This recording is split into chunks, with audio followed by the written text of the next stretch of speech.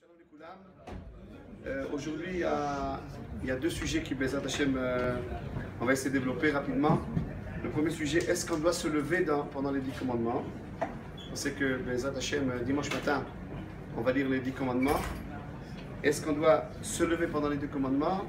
Et aussi l'importance du tikkun de Shavuot. Tout d'abord, est-ce qu'on doit se lever? Il est rapporté dans les minagim d'Algérie qu'on se levait dans les 10 commandements. Se lever. Et d'autres communautés aussi dans le monde se levaient pendant les 10 commandements. Néanmoins, le Rambam dans les Tchouvot, il écrit qu'il faut enlever ce minag-là. Pourquoi il faut enlever ce minag-là? Je lis le Rambam. Dans tout endroit, dit le Rambam qu'on a l'habitude de se lever, il faut leur dire de ne pas se lever. Pourquoi? Parce qu'il y a qui vont penser qu'il y a une différence entre les 10 commandements et le reste de la Torah. Que les 10 commandements est essentiel et le reste il est moins essentiel. Et c'est faux, parce que toute la Torah, toutes les lettres de la Torah, ils ont la même importance. Ainsi le Rama, dans le Shulchan Aruch, il dit qu'il faut éviter de se lever. Et le Mishnah Berurah, il écrit comme ça, à cause des renégats qui diront qu'il n'y a que ça qui est la Torah. Que ça, que les 10 commandements sur la Torah, le reste c'est pas de la Torah, il y aura une différence entre les 10 commandements et le reste de la Torah. Et le Rama, notre maître, le Rama de Chaliar, il explique que peut-être ceux qui s'appuient et qui s'entêtent à se lever, ils s'appuient sur le Rassag, Rav Sadia Gaon, qui dit que dans les 10 commandements sont concentrés toute la Torah. Dans les 10 commandements, il y a toute la Torah, il y a les 613 mitzvot. Et de ce fait-là, quand je me lève pour les 10 commandements, alors je me lève pour quoi? Pour toute la Torah. Okay? Le Rav, donc dans cette marloquette, dans cette discussion, comment on va trancher? D'un côté, on a le Rambam qui dit qu'il ne faut pas se lever. D'un autre côté, on a vu des minagim dans les Kililot qu'il faut se lever. Okay? Alors le Rav donne un conseil, tout d'abord.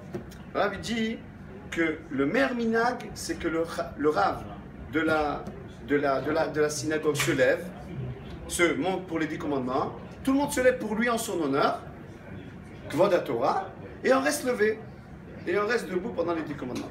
C'est le meilleur minag.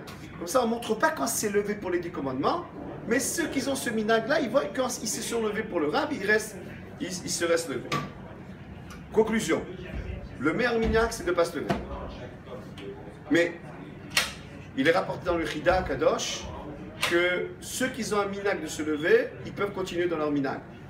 Ceux qui n'ont pas de minag, on leur dit de ne pas se lever. Okay? Mais comme on l'a dit, le meilleur minag, c'est de faire monter le Rav, etc. Mais en tous les cas, okay, que ne sorte pas une marloquette, une division à cause de ce fait de se lever ou pas se lever.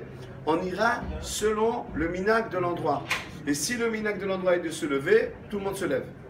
Et si le minag de l'endroit est de s'asseoir, tout le monde s'assoit. Et pas qu'il y ait une marloquette à cause de ce minag-là. En règle générale, c'est le Rav de l'endroit qui décidera le minag. Ça, c'est en ce qui concerne donc est-ce qu'on doit se lever dans les 10 commandements ou pas. Le deuxième sujet qu'on va aussi rapidement rapporter, c'est l'importance du tikkun de Shavuot.